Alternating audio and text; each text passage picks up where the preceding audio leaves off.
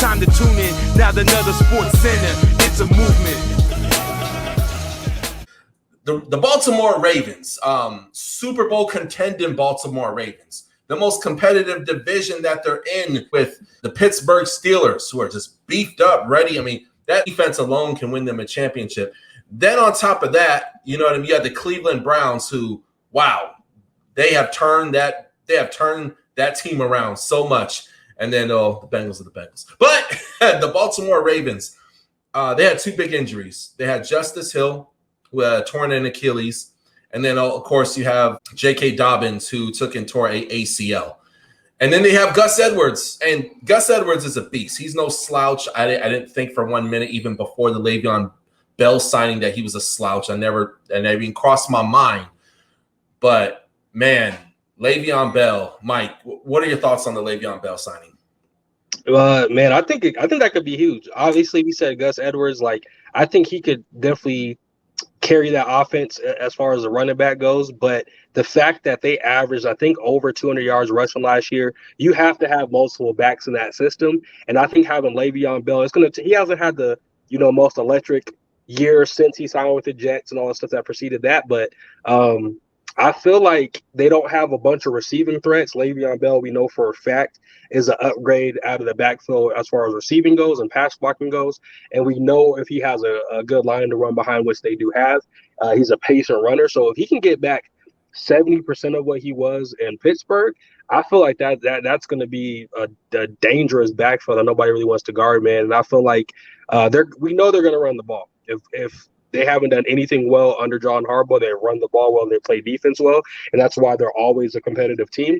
They're still trying to figure out some of these passing nuances, but Le'Veon Bell in that backfield, I think him getting healthy, he'll be motivated playing against his old team twice a year, against the Browns twice a year.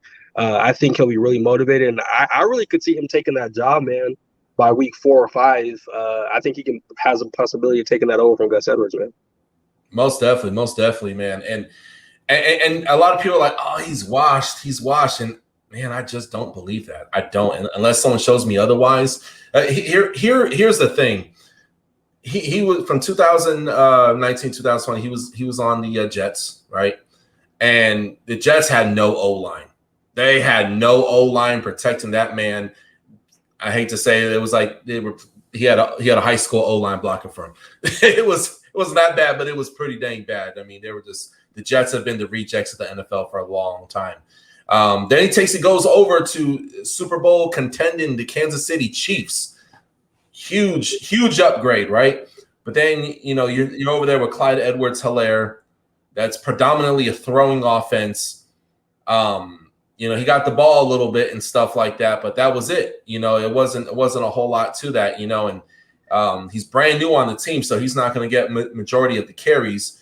So a lot of people, they forget Le'Veon Bell was that dude that you give as soon as he gets the ball, he steps and looks at some of the quickest feet. He go left, right, north, south, under you, through you, over you, whatever you need, right? So I think he may have some hatred for some of those teams in that division. He's going to be very excited. He also has a very good O-line, and he's going to be a 1-2 punch. So obviously Gus Edwards is the number one back, but can't go wrong with Le'Veon Bell, right? Yeah, I think about that. How many teams? Well, I mean, I think teams had the opportunity to have Le'Veon Bell as a backup, but I feel like that might be the perfect situation. And I think a lot of people will say, oh, he got paid and he got relaxed. I just think the Jets are dysfunctional, man. Like Adam Gase was a terrible coach, right? They've had a terrible line. Their front office was a disaster, right? I feel like this is the first semblance the Jets have of the actual structure, something that they really should be excited about. They have Mekhi Becton as a generational type left tackle. I feel like he could be that. But again, that's not what they have right now. That's not what Le'Veon Bell is walking into. Le'Veon Bell walked into that disaster previously.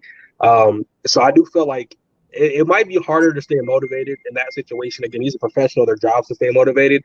But, I could see why that might be a little bit challenging, right? When every time you touch the ball, there's 8 people in the box that know you're getting it because there's no receiving threats. There's no line to get the quarterback time to throw the ball.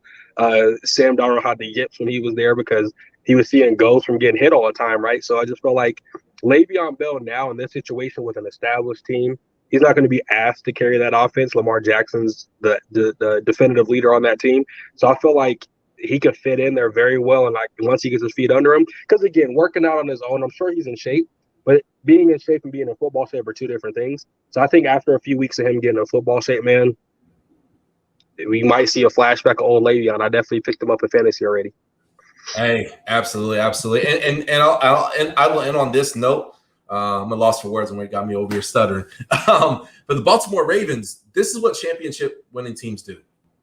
Last minute, get a high caliber player like this. And the AFC is competitive, man. It could go. The Ravens can win the Super Bowl. Chiefs are going to be in the mix. Dolphins, Browns. I mean, the next Super Bowl champion could even be from this division, the AFC North, right? So, but this is what Super Bowl caliber winning teams do. When there's a last minute injury, they're able to get a high grade player like this, so able to make a big change. And I believe that he definitely will.